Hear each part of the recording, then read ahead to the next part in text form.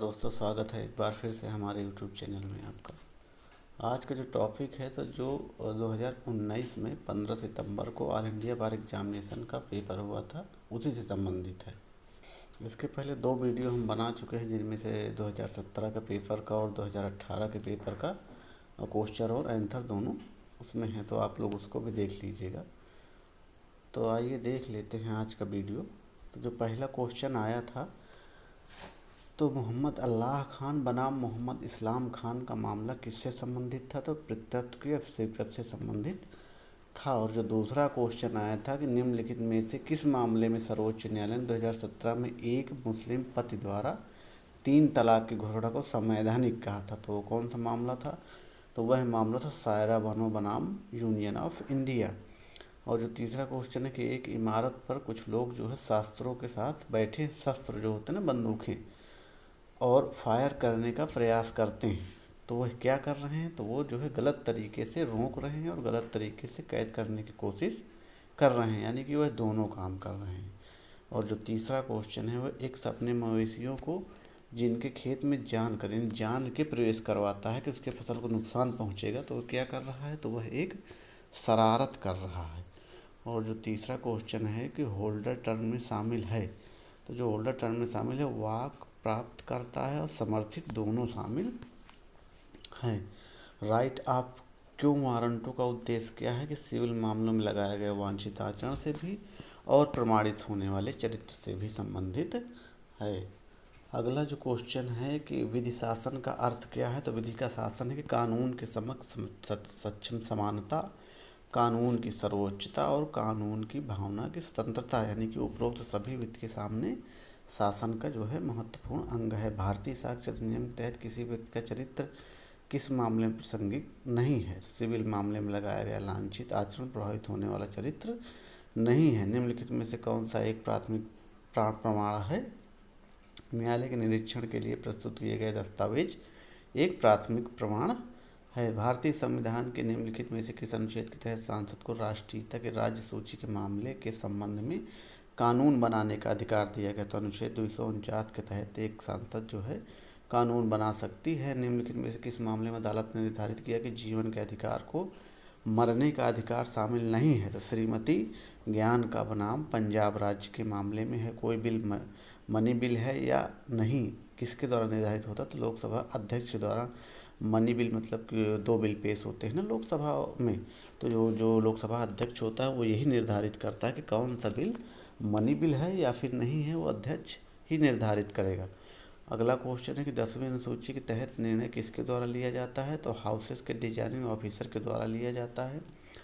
और जो 16वां क्वेश्चन है कि सीआरपीसी के निम्नलिखित में से किस धारा के तहत पुलिस अधिकारी बिना वारंट के गिरफ्तार कर सकती है? तो धारा 41 के तहत बिना वारंट के पुलिस अधिकारी किसी भी व्यक्ति को गिरफ्तार कर सकती है। क्रिमिनल प्रोसीजर कोड 1973 के तहत निम्नलिखित में से कौन सी अदालत हत्या के मामले की ट्रायल कर सकती है? Session court. जो हत्या के मामले होते हैं वो सेशन कोर्ट द्वारा ट्रायल किए जा सकते हैं या जाते हैं। यह कंपनी के आंतरिक प्रबंध का और मामले से संबंधित है। तो संगठन का अनुच्छेद, जो संगठन का अनुच्छेद है वह जो है कंपनी के आंतरिक प्रबंधन और मामलों से संबंधित है। पब्लिक लाइबिलिटी इंश्योरेंस एक्ट कब अधिनियमित किया गया था? तो यह 1991 में अधिनियमित किया गया था। पर्यावरण और प्रभाव आंकलन किसके तहत अनिवार्य है? तो पर्यावरण संरक्षण के तहत अनिवार्य है। पर क्रम लिखित अधिनियम 1881 की धारा 138 के तहत क्या दायित्व है? तो जो है कठोर दायित्व है। इसमें जो है आंसर दिए गए हैं, क्योंकि आंसर आपको जानना जरूरी है। आंसर अगर आपको पता होगा तो 4 में से आप जो भी सही आंसर होगा उसको आप टिक कर लेंगे। इसीलिए केवल हमने जो है क्वेश्चन और आंसर ही बनाए हैं। भूमि अधिग्रहण अधिनियम 1894 का उद्देश्य क्या था? कि सार्वजनिक उद्देश्यों और कंपनियों के लिए भूमि अधिग्रहण के कानूनी संतुलन करने का एक अधिनियम। मुस्लिम विवाह अधिनियम 1939 के विघटन के तहत एक मुस्लिम पत्नी विवाह की विच्छेद मांग कर सकती है, तो उसका पति 3 वर्ष तक अलग रह रहा है, यानी 3 वर्ष से अगर वो अलग अलग रह रहे हैं तो मुस्लिम पत्नी जो है तलाक दायर कर सकती है। क्यूरेटिव याचिका की अवधारणा भारत के सर्वोच्च न्यायालय द्वारा किस मामले में पेश की गई थी? तो रूप अशोक हुरा बनाम अशोक हुरा के मामले में पेश की गई थी। 2002 दंड संहिता कि निम्नलिखित में कौन सी धारा अनियमितताओं से संबंधित है जो कार्यवाही शुरू कर सकती है? तो धारा 461 के तहत कार्यवाही शुरू की जा सकती है। निम्नलिखित में से क्या डिग्री का एक अनिवार्य तत्व नहीं है? तो डिग्री के जो अनिवार्य तत्व नहीं है वो एक विज्ञापन जिसमें अपील एक आर्डर से मिली अपील के रूप में निहित है। अगला जो क्वेश्चन है कि भारत में अवशिष्ट शक्तियों का प्रयोग किसके द्वारा किया जाता है? तो संसद के द्वारा किया जाता है। अवशिष्ट शक्तियों का प्रयोग किसके द्वारा किया जाता है? संसद के द्वारा। और आईपीसी के प्रावधान के तहत अपराधियों को दंड दें है, तो जो आईपीसी के तहत दंड सभी प्रकार के दिए जा सकते हैं। कठोर कारावास भी, साधारण कारावास भी, जुर्माना भी, मृत्युदंड या आजीवन कारावास, यानी कि हर तरीके के जो है दंड आईपीसी के तहत निर्धारित किए गए हैं। एम निगटम नियम को निम्नलिखित के कानून का आधार मानते हैं। तो पागलपन के कौन से कानून का आधार? इसको जरूर देख लीजिएगा, पागलपन के आधार का। निम्नलिखित में से किस मामले में सुप्रीम कोर्ट ने माना कि एक इंटरनेशनल कॉमर्शियल आर्बिट्रेशन हुआ है जिसमें भारत के बाहर आर्बिट्रेशन के अपने न्याय की कानूनी सीट है?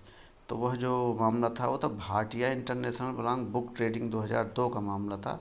हिंदू उत्तराधिकार अधिनियम 1956 के निम्नलिखित प्रावधानों में से कौन सा कानूनी राजगामी होने पर लागू होता है? तो धारा 29 के अंतर्गत जो कानून है वही लागू होता है। असमेट्रिक क्रिप्टो सिस्टम और हैश फंक्शन के उपयोग से प्रभावित होने वाले प्रमाणिक कारण निम्न के अनुसार जाना जाता है। तो डिजिटल सिग्नेचर जो होते हैं वो असमेट्रिक क्रिप्टो सिस्टम हैक्सन के उपयोग से प्रभावित होने वाले प्रमाणिक के अनुसार माना जाता है। धारा 66 के तहत साइबर आतंकवाद के लिए क्या सजा दंडनीय होगी? तो जो आजीवन कारावास तक हो सकता है तो दंडनीय होगी। अगर आप कोई साइबर क्राइम करते हैं तो आजीवन कारावास तक दंडनीय हो सकती है। इंडस्ट्रियल डिस्प्यूट एक्ट 1947 की धारा 2 के संदर्भ में उद्योग का मतलब क्या है? तो उद्योग का मतलब सभी होगा, बिजनेस ट्रेडिंग का निर्माण भी होगा, नियोक्ता को बुलाना भी होगा, किसी भी तरह की कालिंग सेवा रोजगार हस्तकला शामिल है, काम करने वालों का व्यवसाय शामिल है। और जो 35वां क्वेश्चन है कि निम्नलिखित कथनों में से सत्य नहीं है वह कौन सा है? तो मजिस्ट्रेट की उपस्थिति में किसी व्यक्ति के सामने पुलिस अधिकारी की हिरासत के द्वारा किसी व्यक्ति को स्वीकार साबित की जा सकती है। यानी कि मजिस्ट्रेट के सामने जो भी व्यक्ति बयान जो भी देगा वो स्वीकार होगा, यानी कि स्वीकार के लायक होगा। और जो अगला क्वेश्चन है, काश्मीरा सिंह बनाम मध्य प्रदेश राज्य किस विषय का एक प्रमुख मामला था? तो अभियुक्त की स्वीकृति का मामला था। भारत में पहली बार सर जेम्स विलियम्स ने किस वर्ष आयकर पेश किया था? तो 1860 में किया था। ये कई बार आया हुआ है, 2017 में भी आया, 18 में भी आया, 19 में भी आया, तो इसको जरूर देख लीजिएगा। निम्नलिखित में से क्या न्यायालय ने एडवोकेट का कर्तव्य नहीं? तो साक्ष्य अधिनियम की धारा 126 का उल्लंघन एडवोकेट नहीं कर सकते हैं। बार काउंसिल नियम अध्याय 2 के भाग 4 से निम्नलिखित नियमों से कौन सा क्लाइंट द्वारा धन प्राप्त किसी राशि के संबंध में एडवोकेट के कर्तव्य से संबंधित है? तो नियम 5। पुलिस रिपोर्ट से संबंधित सीआरपीसी प्रावधानों में निम्नलिखित में से किस धारा के तहत दिया गया है? जो पुलिस की रिपोर्ट संबंधित है वो धारा 173(2)(i) से संबंधित होती है। और सीआरपीसी के निम्नलिखित प्रावधानों में से कौन सा अग्रिम जमानत से संबंधित है? तो अग्रिम जमानत से जो संबंधित है वो धारा है 438 के तहत आप अग्रिम जमानत ले सकते हैं। बांड और जमानत बांड को रद्द करने से संबंधित किस धारा में प्रावधान है? तो 446A में बॉन्ड और जमानत बांड को रद्द करने का प्रावधान किया गया है। अधिवक्ता अधिनियम 1961 का निम्नलिखित में से कौन सा प्रावधान बार काउंसिल ऑफ इंडिया को खुद विद्रोह करने की शक्ति प्रदान करता है? तो धारा 36(2), यानी जो धारा 36(2) है वो जो है काउंसिल ऑफ इंडिया खुद विद्रोह की शक्ति करने का प्रदान करता है। किसी कंपनी अपराधी के पास नेशनल कंपनी लॉ ट्रिब्यूनल की ओर मानना के लिए किसी भी व्यक्ति को दंडित करने की शक्ति है, तो वह है नेशनल कंपनी लॉ ट्रिब्यूनल के पास। कॉपीराइट कानून के तहत कौन सा गलत है? किसी सरकारी कार्य में कोई कॉपीराइट नहीं होता, यानी कि कॉपीराइट हर एक उसमें होता है, चाहे सरकारी कंपनी हो या प्राइवेट कंपनी हो, कॉपीराइट ही होता है। क्योंकि कौन सा एक पंजीकरण ट्रेडमार्क का उल्लंघन है? प्राधिकरण के बिना समान से ट्रेडमार्क चिन्ह का उपयोग, यानी कि अगर आप उसका चिन्ह प्रयोग करते हैं या विज्ञापन उसके नाम से करते हैं या उसके नाम का उपयोग करते हैं, जो भी ट्रेडमार्क से संबंधित ऐसे कार्य हैं वो सब जो है उल्लंघन के अंतर्गत आते हैं। आजीवन कारावास से गुजर रहा अगर व्यक्ति हत्या का प्रयास करता है या किसी को चोट पहुंचाता था तो उसे कैसे दंडित किया जाएगा? तो उम्र कैद और मृत्युदंड उपयुक्त सभी, यानी जो भी धाराएं उसमें जरूरी हैं उसको लगा के दंडित किया जाएगा। दहेज से संबंधित प्रावधान किसके अंतर्गत आता है? तो आईपीसी की धारा 304 के तहत दहेज का प्रावधान किया गया है। अगला जो क्वेश्चन है कि निम्नलिखित में से किस धारा को शिशु हत्या पर अंकुश लगाने के लिए डिजाइन किया गया है?